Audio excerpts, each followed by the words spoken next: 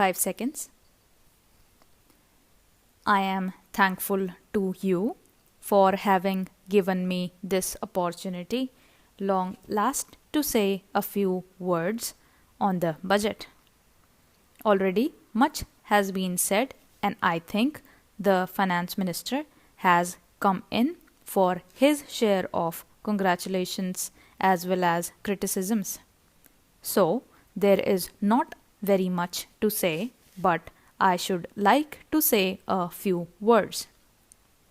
The increased development expenditure and absence of any new taxation has earned for the budget a good response even from the businessmen. I specially welcome the relief given to the middle classes by raising the exemption limit of income tax in respect of personal income. No doubt this is some relief to the middle classes, but I would request the finance minister, if he could, to raise the exemption limit from rupees 4,000 to rupees 6,000, as that would give substantial relief to the middle classes. I am indeed glad that the Taxation Enquiry Commission has been appointed with Dr. John Mathai as the chairman, and I am sure that many of the vexed problems may be solved through this commission. At the same time, I would request the finance minister to put off the estate duty bill for the present, since this inquiry commission has been appointed and they may go into this question. For I feel that it is not an opportune moment to put on more taxes on the people. Already, as Mr. Gadgil has pointed out, there are so many taxes on the people. The people are overburdened by taxes and they are just trying to recover their stability. So, in regard to estate duty, I would ask him to consider about it. My reason for asking it to be postponed is, as I have said, that the people are still facing economic distress. And then our government is not able to offer the amenities which other countries have where the estate duty exists, such as free compulsory education for children, free medical aid, homes for the poor and the destitute, old age pension, etc. So, my humble suggestion is that this point may be considered by the Taxation Enquiry Commission. I agree that there is a brighter side of the picture, and that instead of continually harping on our poverty, we should also see the bright side.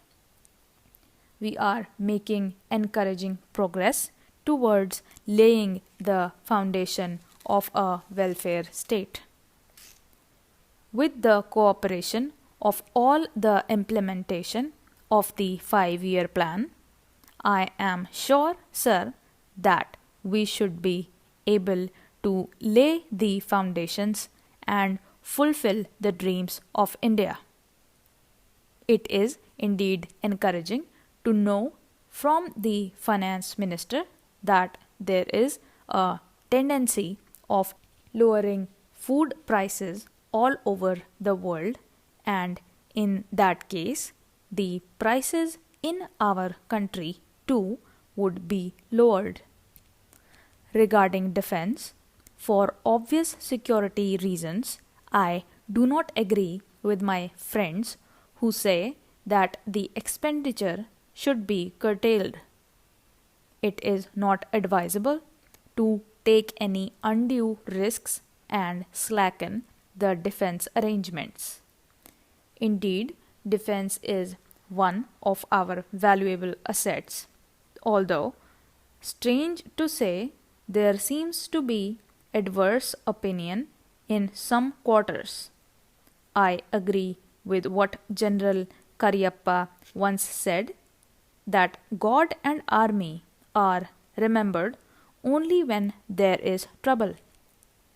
The army consists of the most disciplined and loyal set of young men. It would not be proper to effect economy in the play of these brave officers, as it would not be an incentive for the right type of young men to join the army, and it would become ineffective and inefficient. I believe the already officers who were drawing rupees 1400 as their pay are now getting only rupees 700 and about rupees 100 as allowance. That is, they are getting about half of what they were getting before. It is very hard for those officers on field duty to establish separate establishment for their families and for their children, and I would specially appeal to the finance minister to see that the family allowances may be restored to those officers who are on field duty. Economy in army should be effected in other ways. There is scope for more efficient operation of defense industries, which process seems slow, and by purchase policy of utilizing goods and stores indigenously manufactured. Preference should be given to country-made war materials such as could be produced here and they would be cheaper than foreign-made goods. I may also suggest that the armed forces who are not on field service or under any operational commitments could be utilized for giving military training to the youths in schools and colleges, which would teach discipline and loyalty. The university authorities should make military training as part of their compulsory education, just as they have adopted social, domestic, and political sciences. The National Cadet Corps is already inculcating military training in some universities such as Bombay and Calcutta. But if military training is made compulsory for our university students, it will go a long way.